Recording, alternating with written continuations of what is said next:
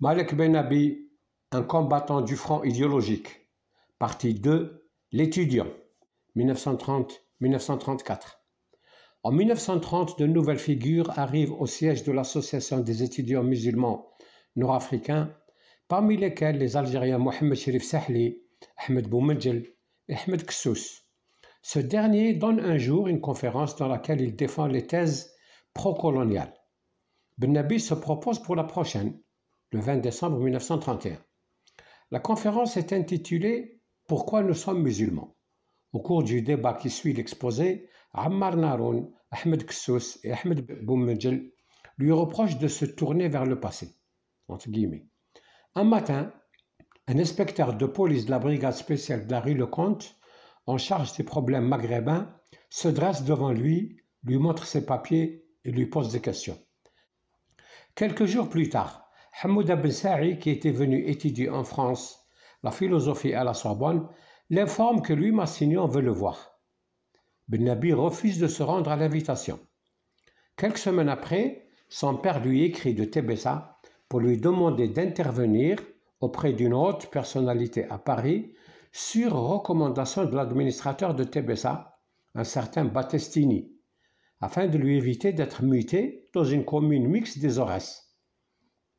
2 ou 3 années plus tôt, Battestini avait été un élève de cette haute personnalité qui n'était autre que Louis Massignon. C'est ce même Battestini qui avait dit un jour à l'Arbi Tbissi « Nous voulons enterrer le Coran et vous voulez le ressusciter ». Fin de citation. Ben Nabi comprend le message et pour éviter à son père de perdre le petit emploi de Khoja, fonctionnaire communal, qu'il tient à Tébessa depuis une vingtaine d'années, téléphone pour prendre rendez-vous chez Massignon.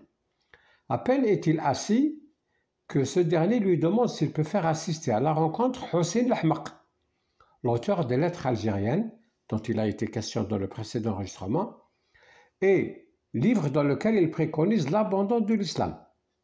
À l'évocation de ce nom, Ben Nabi a une réaction de répulsion et dit son refus d'être en sa présence. Massignon l'écoute exposer le but de sa visite sans se prononcer. Le père de Ben Nabi ne trouvera plus de travail jusqu'à sa mort, après l'indépendance. En 1933, une circulaire du préfet d'Alger charge un conseil consultatif présidé par un Français non musulman de la direction du culte musulman et interdit l'accès des mosquées aux ulama. Mais Salih Hadj parle du droit des Algériens de défendre leurs mosquées les armes à la main. Farhat Abbas rédige un article où l'on peut lire, je cite, « Les mosquées appartiennent à Dieu et doivent rester ouvertes à chacun de nous. L'islam appartient aux musulmans. C'est la seule chose d'ailleurs qui leur reste en Algérie. La préfecture ne s'immisce pas dans les affaires de l'église et de la synagogue. Pourquoi le ferait-elle dans celle des mosquées? S'il ne nous est plus possible de choisir nos directeurs de conscience, nous n'avons plus qu'à fermer les mosquées. » Fin de citation. Cet article a été publié dans La Voix des Humbles du 23 mars 1933.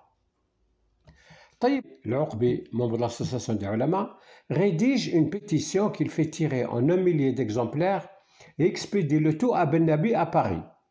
Le texte est distribué dans les boîtes à lettres. Ben Nabi demande aux ulama de ne pas se limiter à cette réaction. Il rameute les étudiants algériens et rédige à son tour une lettre ouverte qu'il envoie aux autorités métropolitaines, aux élus et aux intellectuels français.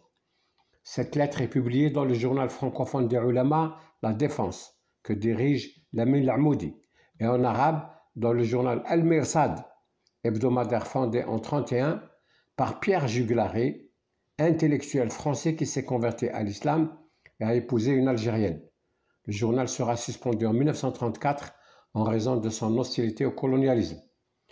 Hamouda Ben Saï, l'ami le plus proche et le plus influent de Ben Nabi, écrit à propos de M. Pierre Juglaré, je cite, « Pierre Juglaré, qui a vécu pauvrement à Alger comme écrivain public, a été gérant du journal La Défense et auparavant il avait dirigé le journal La Voix du Peuple de 1933 à 1935, créé par Ali Ben Ahmed, cousin de Melk Ben Nabi.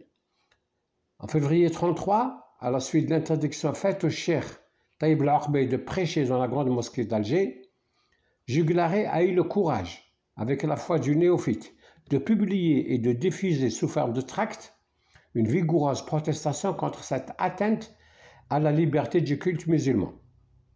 Au cours de la guerre d'Algérie, et comme Lamine L'Amoudi et tant d'autres patriotes algériens, Juglaré a été arrêté et disparu. Le colonialisme, vindicatif et hargneux, ne lui pardonna ni ses idées, ni sa foi, ni d'avoir choisi, lui, Français jouissant des prérogatives et de la dignité du citoyen, de vivre avec une pauvre musulmane et de partager le sort d'une masse indigène misérable et sans droit. Fin de citation. Cette citation est extraite de la brochure qu'a publiée Hamouda Ben Saï à Constantine en 1984 sous le titre de « Au service de ma foi ». En 1934, Saleh Ben Saï, frère de Hamouda Ben Saï, vient de rejoindre à son tour Paris pour suivre une post-graduation en agronomie. Hamouda, lui, étudie à l'Institut des études islamiques de la Sorbonne, où il prépare une thèse sur Razali, sous la direction de Louis Massignon. Les vacances scolaires venues, Ben Nabi rentre à Tébessa où sa mère vient de décéder.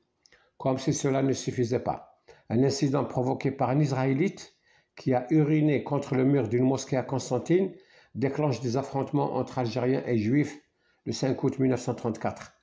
Il se propage à Tébessa, où Ben Nabi et des amis à lui s'interposent entre les deux communautés, allant jusqu'à organiser un dispositif de sécurité autour des maisons juives pour les sauver de la vindicte populaire. Pendant ces mêmes vacances, Ben Nabi fait la connaissance d'un jeune Tébessien qui vient de terminer ses études secondaires et se prépare à aller faire sa médecine à la faculté de Toulouse. C'est Abdelaziz Khaldi, l'ami qui ne le quittera qu'à sa mort en mars 1972.